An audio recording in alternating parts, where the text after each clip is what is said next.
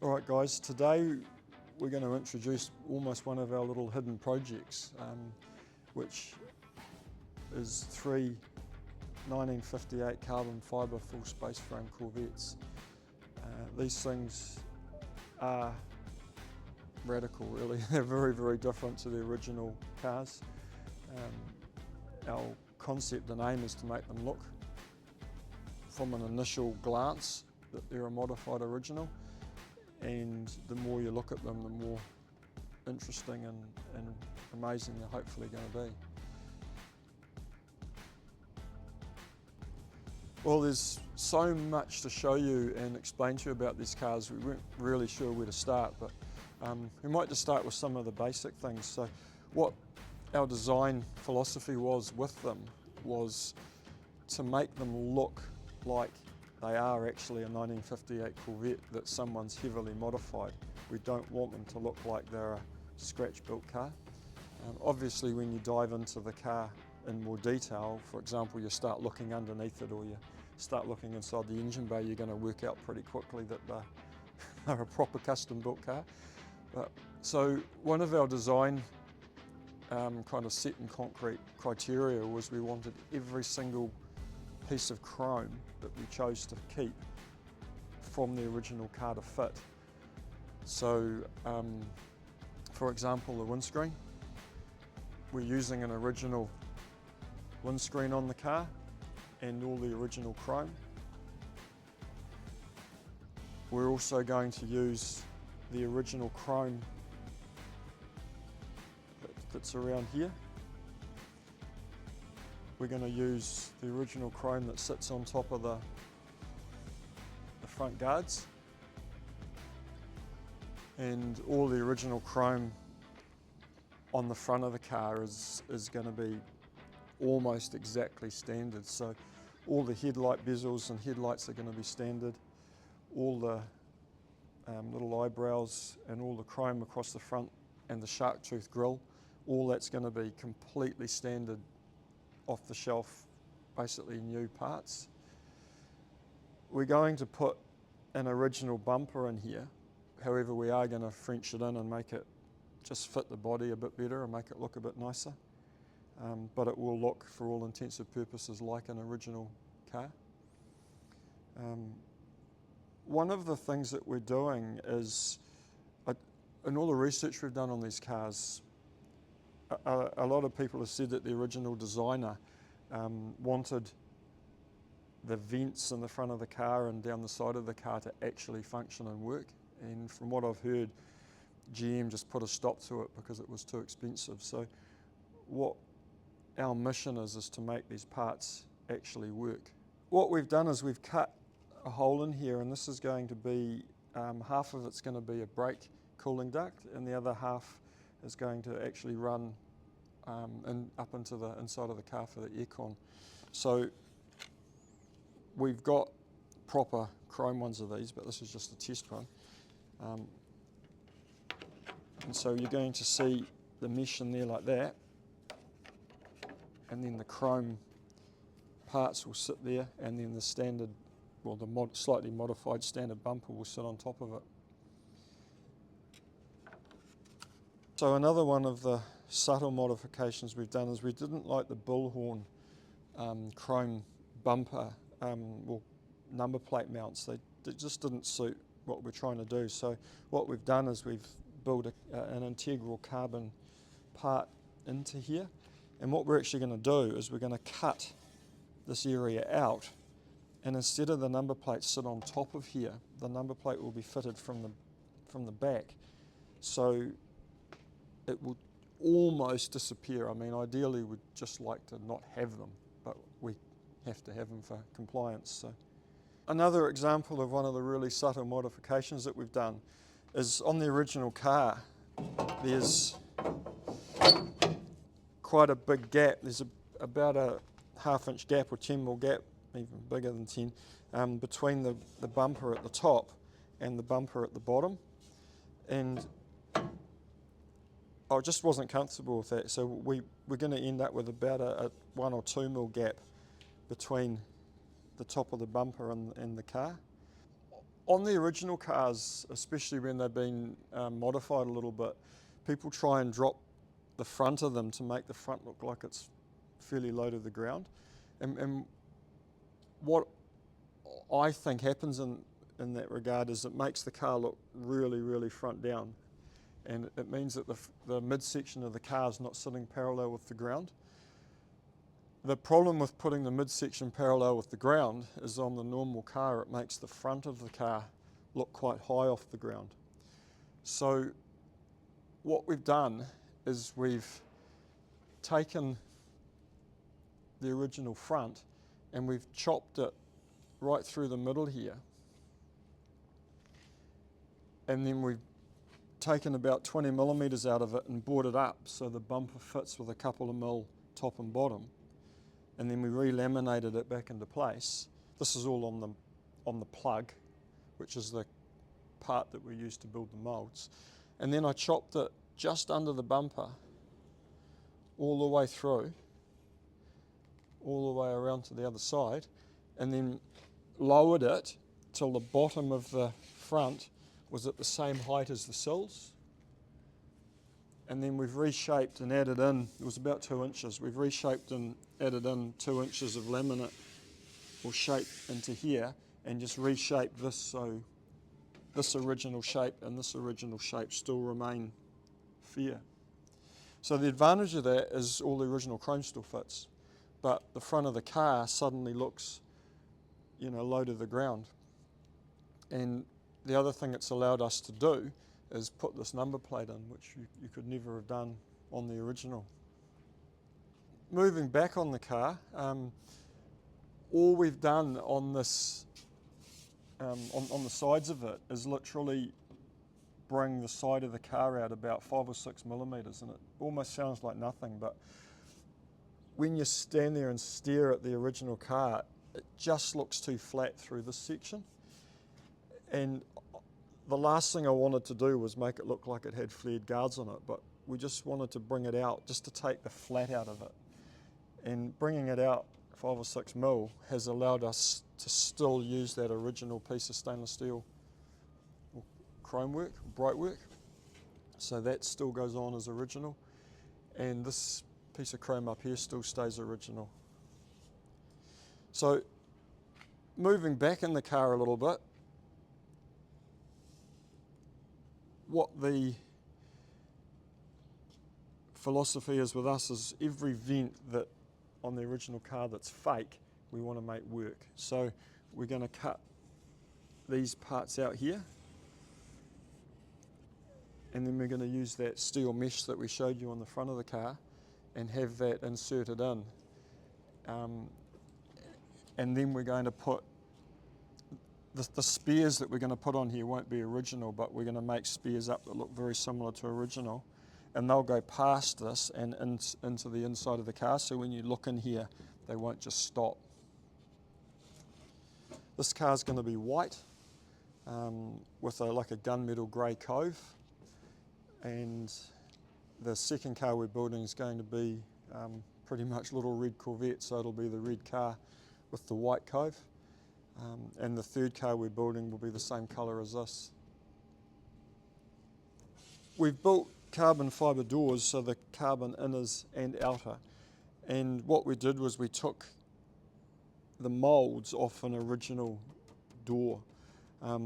There was some things about it that we didn't like, and so we've just done a few tiny little modifications to it. But essentially we've got a full carbon fibre inner, which will sit in here. This top obviously needs trimming down to that point, but the advantage of using an original door to take the moulds off was it means that all the points that are mounting points for the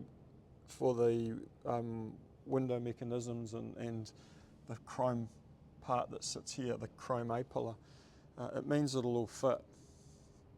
One of the big things that we really didn't like on the car was the original hinges. So what we've done is we've made them look like the original hinge, except they're billet aluminium. These hinges are exactly the same shape as the original hinges, but they're billet aluminium instead of the cast. And the other thing we've done is we've made this out of aluminium, which we'll put a radius on and polish, and then we'll use really nice dome stainless steel, probably posi drive fasteners, which will sit in here. So everything is the same shape as the original, but it's just done a heck of a lot nicer. So the billet aluminium hinges fit into these carbon blocks, which we've laminated into the inner door skin, and as per original car, there's a hole cut here, and so we can access the nuts from the back, and we can also get to the bolts from the inside of the car. So these will function exactly as original. We've built pretty much all the carbon parts of this car. There's still a few more to go, but here's an example of one of the door skins. So it's full carbon skin. And we'll do a lot of video on how we actually go about building all this, but once we won't fit this door skin and bond it onto the inner door until we've got all the window mechanisms and all the latches and catches and everything working and all the chrome, sorted out. But once it's all in there and done, we'll obviously disassemble it, but once it's all in there and done, we'll then bond the door skin on. And that's the door skin on the car. It obviously still needs trimming. So these doors will end up super, super light. This is about 2 kilo. Probably one of the biggest points of difference on the cars we're building in comparison to the original cars, or even most of the aftermarket chassis, is that we realised very early on that sitting in these cars was just ergonomically hopeless. And so, well, the original anyway. And so what we've done is we've designed the chassis so you're sitting about 5 inches lower in the car than the original. And that's just opened up a world of changes that we've been able to make that you couldn't do with an original chassis. So on the original chassis, or on the original body, the body sits on top of the chassis, which means that the floor of the car, it's ever so slightly lower, but it's almost the same height as the sill itself. So it's probably 3/4 of an inch lower. But what it means is that someone that's 6'2", when they're sitting in the car, they're almost looking directly at the top of the screen, or they're struggling to look underneath it, and it's just a horrible driving position. So lowering it that far means that someone that's 6'2" is actually looking right through the middle of the windscreen with a normal seating position, which we kind of felt was an absolutely vital part of the build. One of the other things we've done, we didn't want to lengthen the doors. We wanted to keep the whole aspects of the car, or ratio of the car, absolutely to factory. So the doors are exactly the same length. One of the things we've done through here is we've reduced the size of this, and what I mean by that is we've cut it and we've moved it back in the car 2 inches and then re-laminated it in. Obviously not to this, but to the plug. So we've retained that original feature, except we've now got 2 inches more space backwards, and we've moved this rear bulkhead back 2 inches. So not only are you sitting about 5 inches lower, you're sitting 2 inches further back.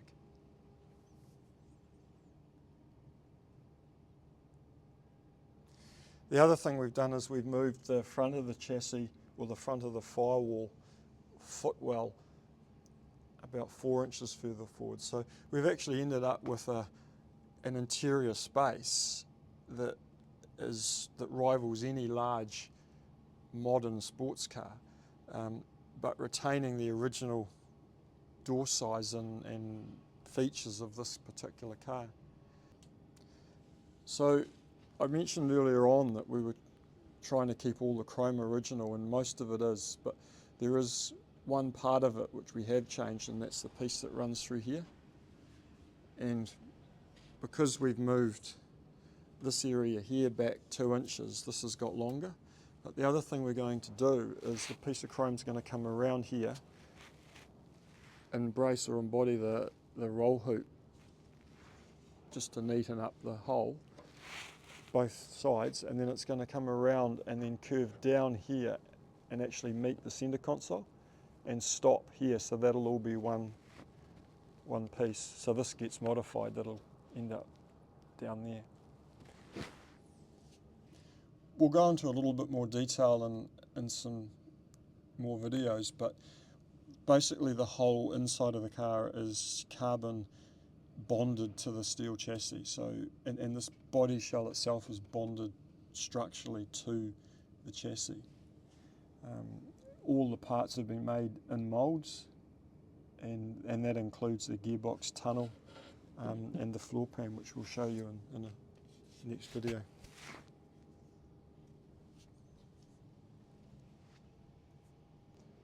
One of the more substantial shape changes we've made is these rear guards. We've actually widened them by about 30 mil, because when you stand on an original car and look at it, it almost looks like it's been squashed flat in this area. So these are 30 mil wider, and they don't really look like it's been modified until you park it next to an original car.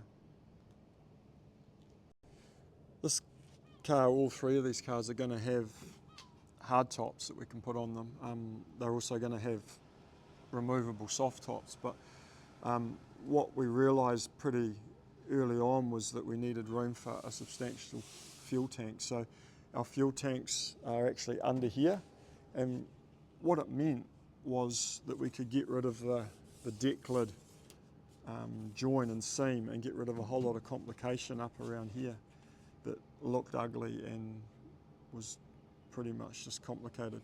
And what it's allowed us to do is put two 35-litre tanks under here. We've also shortened up the boot lid by about 100 mil, by about 4 inches. And what that's allowed us to do is build a hard top that will look relatively similar to the original, but where the peak of height is in the hard top will actually be over the top of your head. And we've mocked up our hard top that we're going to use, and we've actually got about 3 inches of headroom inside.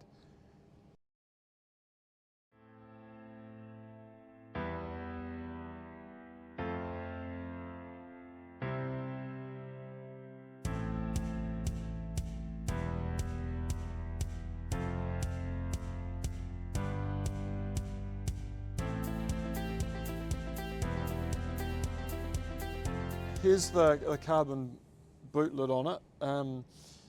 What we've done in the back of the car is cut, we've left it the original shape, but we've just cut it up a little bit higher, and that's allowed us to build what I guess you'd technically call an underbody diffuser. It's not, we haven't designed it to actively work as a diffuser, but it is kind of working as one. And the other thing we've done is we've made this number plate recess, and the rear bumpers are one of the things that we've probably done the biggest change on. They're going to look pretty much standard, except we haven't got the exhaust hole coming out of them. And the other thing they're doing is they're very tightly tucked to the body. And the other minor change is we've just lifted them up, and so that the top of the bumper is fairly close to the boot, and that just makes all this stuff all line up actually quite nicely. We're not going to have any buttons or any emblems on the back, but what we are fairly determined to do is probably have the two 1958 stainless steel strakes or mouldings that sit there. The number plate lights will sit hidden under here instead of in the bumper, and there'll be a push button to open the boot. So, and it'll also have original looking, well, they'll be original tail lights. One of the huge differences from the original car and chassis, bolt together setup, is that we bonded the whole car, including a one-piece carbon fibre floor pan, to the chassis. That floor pan has an integral gearbox tunnel built into it. So what it means is that when you look underneath the car when it's finished, the grey that you're seeing now will be a raptored, textured underbody seal finish, and you'll see nothing else apart from through the tunnel area. You'll see the twin 3-inch stainless exhaust, and if you look past that, you'll see the aluminium torque tube, which will be polished. There'll be no fuel lines, no brake lines, no visible anything underneath. That underbody is not a cover, it's a full structural bonded carbon fibre part to the chassis. This is the chassis finished, and it's actually got top coat on it, which is that gunmetal grey colour that the coves are going to be. And it's all finished with the steel firewall. We had to have a steel firewall just for heat proofing and compliance. And it's completely finished.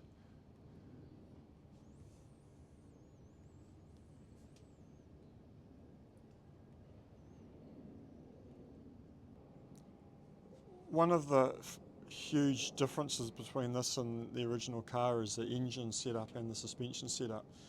What we're videoing now isn't really showing it particularly well, and we'll show you in the next couple of videos, but it's got inboard coilovers with cantilever rockers going down to C5, C6 Corvette suspension arms and spindles.